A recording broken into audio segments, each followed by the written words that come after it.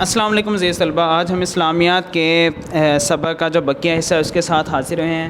ہمارا سبق جو تھا کسب حلال، اس کا بقیہ حصہ ہے۔ کسب حلال کے فوائد کیا ہیں؟ حلال کمائی نیک کاموں کے لیے مددگار ہے اور برائیوں سے نفرت پیدا کرتی ہے، اللہ تعالیٰ کی خوشنودی اور بخشش کا ذریعہ ہے۔ حلال رزق کے حکمت اور دانش مندی حاصل ہوتی ہے۔ کسب حلال سے دلی سکون اور اطمینان حاصل ہوتا ہے۔ حلال کمانے والے کو لوگ عزت کی نگاہ سے دیکھتے ہیں۔ حلال رزق سے دعائیں قبول ہوتی ہیں۔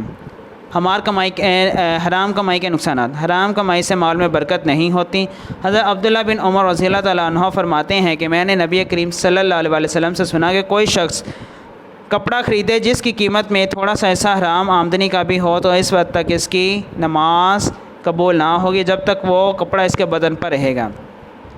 آپ صلی اللہ علیہ وسلم نے ارشاد فرمایا کہ بدن کا گوشت جو حرام سے پیدا ہوا ہو اس کو آگ میں جلنا بہتر ہے۔ اس طرح آپ صلی اللہ علیہ وسلم نے فرمایا جس بدن نے حرام مال سے پرورش پائی وہ جنت میں داخل نہ ہوگا۔ ہمیں چاہیے ہم خود بھی حلال رزق کمائیں اور کھائیں، دوسروں کو بھی حلال کمانے اور کھانے کی تلقین کریں تاکہ اللہ تعالیٰ کے عذاب سے بچ سکے اور حلال رزق کی برکات حاصل کر سکیں۔ عزیز طلبہ، اس کی ایکسرسائز ہے، مختصر سوال دیکھتے ہیں۔ پہلا سوال ہے، انسان کی بنیادی ضرورتیں کون سی ہیں؟ صفحہ نمبر 70 پر جو تیسری لائن ہے، کھانے پینے کے لیے غذا، یہ پوری لائن آپ نے یہاں تک کر لینی ہے۔ یہ پہلا شارٹ ہو گیا۔ دوسرا سوال ہے، اللہ تعالیٰ نے انسان کے رزق کا اہتمام کس چیز کے ذریعے سے کیا ہے؟ یہ چھٹی لائن جو ہے، ہم نے تمہارے لیے، یہاں سے لے کر یہ پوری لائن جو ترجمہ ہے یہاں تک، یہ آپ کا دوسرا شارٹ ہو گیا۔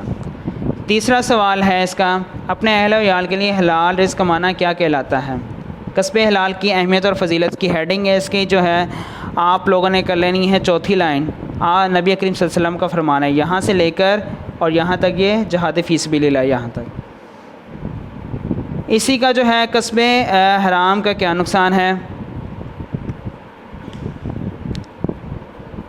مال میں حرام کمائی سے مال میں برکت نہیں ہوتی۔